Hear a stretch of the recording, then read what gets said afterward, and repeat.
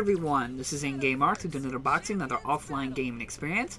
This is Shadowverse Champions Battle for the Nintendo Switch. To jump right into it, this physical copy came with the update version 1.3.0 already on the cartridge, and at the time of making this video, there were no updates available. So at the time of this video, this is the fullest, most up-to-date version of Shadowverse Champions Battle. Though, please keep in mind, Shadowverse does have another standalone game. It's a free-to-play game. You can play it on PC, mobile phones, and so on. I don't think it's available right now on console, but that came out before Shadowverse Champions Battle, and that is the actual official game of Shadowverse. There are a few official real-life cards you can get, but I don't think you can actually use them to play. But the card game is constantly being updated, newer seasons, newer packs, newer decks being altered and so on. So even though this is the most updated version of the game, there definitely will be more updates down the road. So just keep that in mind. As well as that Shadowverse Champions Battle can only have one save available on per profile.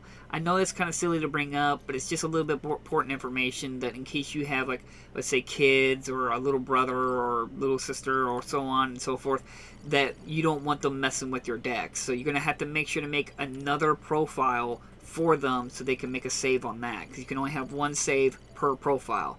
Thankfully, it's not like Animal Crossing. We can only have one save on the entire Switch, but just keep that information known that you can have only one save per profile.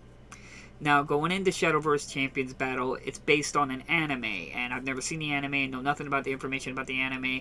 All I just know is that there is an anime available, and you are introduced with some of the characters from the anime, and as well they introduce some newer characters. Now, the story revolves around you. You can choose between a male or female main character, and they do build a little bit around it. There's a few anime cutscenes and so on, depending on which gender you picked. And the characters that just revolve around you. You get to join the Shadowverse club, and you got to work together to make the club actually recognized by the school. And then you just try to fight to become the best named Shadowverse player. It's kind of summarizing the story of it. The overall setting, I think, is a lot like Yu-Gi-Oh! In some regards. I've never watched, actually, Yu-Gi-Oh! Anime, but where it's not like they actually, like, treat like it's an actual, like, monsters they summon in the card game, and people act like they get wounded and tired after the battle and get all sweaty and act like they're wounded, and it's really, really silly. There's some big conspiracy thing going on with Shadowverse. To me, it's very awkward and silly and just very cringy at moments.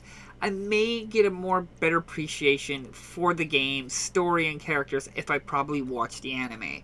That's probably my fault on that field, but going in it straight to the Shadowverse Champions Battle, it's pretty awkward and cringy at moments. As well as that the exploration with the character isn't done the best. You can notice that they was very tacked on. Run around, the frame rate drops quite significantly. There's quite a bit of stutter, and there's constant pop-in with people in the world. It's pretty rough on the game. And the overall side quests you can do, a lot of them are just completely uninteresting and boring. Give an example. There's a side quest you have to do hide and seek to find 3 girls, and the 3 girls are identical twins. So they didn't really change the assets much there. As well as that you can tell they didn't care too much for the side quests, because you're supposed to be hide and seeking, but they put a little icon in everyone's character's head to let you know that that's a quest you need to do. So you don't really have to look really hard. So the overall character interactions in that field isn't anything noteworthy or special. It's just a very tacked on thing. Some may enjoy it as it's just a little bit free roaming, and you can still at least interact with maybe the characters you love from the anime. To me, it meant nothing, but again, that could be my fault. I know nothing about the anime, and just the overall story of the characters weren't interesting. And I just think it would have been probably better if Shadowverse Champions Battle, or just the anime itself, I think it would have been better if it was probably like a slice of life anime, even though I am too tired of slice of life animes, but it would have been at least a different pace, where you had these characters who just trying to start up a real life club, trying to start a real card game and everything. It didn't have to have this deep conspiracy thing going on and big businesses and then corporations and stuff. Why couldn't it have been something simple? A simple story, just kids who like to play card games and just have involvement about the tournament of it and everything like that. I think I would have enjoyed that a little bit more than this big fantasy realm with it. But despite that, the part the game shines most is, of course, the card game, Shadowverse. And this is where the game shines heavily, because the card game is very well polished, very well done, very well presented. Every character has a voice dialogue, information about that card, as they call flair to the card. Each card has a beautiful artwork.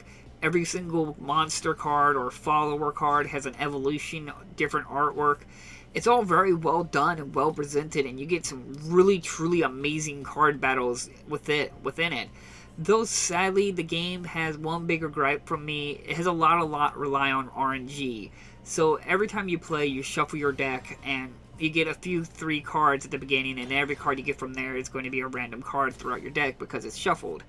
So you're going to have problems a few times where you're going to go against computer, and computer could get every single card they need from the beginning, but if you at the beginning, you're getting all the high-powered cards and you can't do anything, and you immediately get defeated within 3 turns. And it's not just you can sometimes do this with computer, which I did like, that computers follow its own rules, and it's not cheating or giving itself an advantage, which computer is really intelligent, especially at higher levels like A rank and so on. They'll use their tactics to beat you, which is really fun. And when you get those challenges where both you and computer are getting the cards you need to survive, you get some long enduring battles, and it's a lot of fun. And the sway and who's going to win is just jaw-droppingly seat-gripping moments in the game. But the RNG thing can be very annoying, because I did test it where I did like 3 battles in a row and I didn't get a single card, and then I did another battle, and then computer finally didn't get any cards they need, and I got all the cards I needed, and I immediately defeated them. That's not fun. It's just simply not fun to steamroll over you or over them. But the overall experience, if you can get the true how the game should be experienced, like with you get the cards you need and trying to survive, and the overall turmoil of trying to hope you can get to which you can survive, is a ton of fun. I think it just needs a little bit more tweaks to reduce the overall relying on RNG for the experience of the game. But if you are normal, this is normal for card games, from my understanding, for like Magic the Gathering, Yu-Gi-Oh, and so on, and then you're going to feel right at home. Building your deck is a lot of fun, especially if you're new to the overall system. And thankfully, if you are intimidated by building deck, they have their own deck codes. So when you beat somebody, you can get their deck code, and you can just build their deck and use their deck, which is really cool for people who may be intimidated from building a deck, which I was at the beginning. And then when I learned the cards, I started making my own decks, and I started just having fun, and it felt really good to making my deck, and I was able to beat a lot of people with it. It's just a lot of fun in that area. It's nothing truly amazing, but if you are into these kinds of games, I think that this is going to be right up your alley. As well as I do believe Shadowverse Champions Battle will be a hidden gem on the Switch. I don't know if it's going to be like a super rare game, but I can see a lot of people passing it up. I mean, I don't get me wrong, the characters, the story isn't anything interesting, but thankfully you can just go in there, skip the story if you want to. You can just hold the R1 button and skip the story, which I was tempted to do it several times because it just was not interesting. But with so much you can do, so many people you can challenge, and they get stronger as well as you play, and they get new decks, and as well as they got puzzle quests, so you can do special like quests where they give you select cards, and you gotta try to defeat the opponent with these selected cards to teach you some of the mechanics of the cards. It's just, there's a lot of fun in the game, and I really do recommend it if you want to get a copy, and if you're into card games. Now, it did really show me that maybe playing card games like Magic the Gathering is probably not for me, and I just particularly like playing against computer, because relying on RNG can just be infuriating at times. So in my opinion, definitely look into the game. If you have a Switch and you can have maybe another person who has a Switch and you want to compete in them with it, I think it's well worth to take that chance to play it, because it can be a lot of fun. Though I do not know if local play against somebody, because somebody has a Switch and you have a Switch, if you both will need not PlayStation, but Nintendo's subscription service. That I do not know, as I do not have anyone near me that I know has a Switch or this game. So Though, even though it may not be able to be played with other people, it's still a ton of fun to play by yourself against a computer. Computer is very well done. They made sure it was a really challenging, but not too, well, I mean, they get harder later on, but they, at least, they are challenging, and they will adapt to you and do what they can to survive, and that's a lot of fun. So, like always, I'll try to leave links down in the description if you're interested to copy. In my opinion, definitely look into it. It may become one of those rare, hard, expensive games down the line for the Switch, or it may not be. But I definitely say it is a hidden gem, and it's definitely within my top 10 best Switch games I've played or have on my shelf right now for my Switch. So, like always, I will try to leave links down in the description if you're interested to copy, and I'll see you guys in the next unboxing video. Bye-bye!